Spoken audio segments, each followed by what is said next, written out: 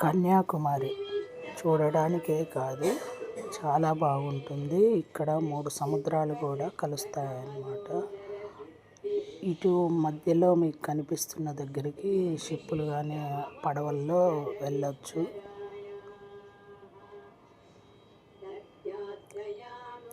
ఈరోజు మార్నింగే వెళ్ళాము, కానీ సూర్యుడు రాలేదు. ఇక్కడ సన్సెట్ చూడనీకే చాలామంది వస్తారు, చాలా బాగుంటుంది అని. కానీ ఈరోజు వర్షం కారణంగా అసలు రాలేదు. అమ్మవారు చాలా అందంగా బాగా ఉంటారు. అమ్మవారి ముక్కు పుడక మాత్రము వెళ్ళిన వారు ఖచ్చితంగా చూడండి. పూర్వము ఆ ముక్కు పుడకను చూసి శ్రీలంక నుంచి పడవలో ప్రయాణం చేసేవాళ్ళంట. అంత పవర్ఫుల్ అయిన ముక్కు పుడక అనమాట.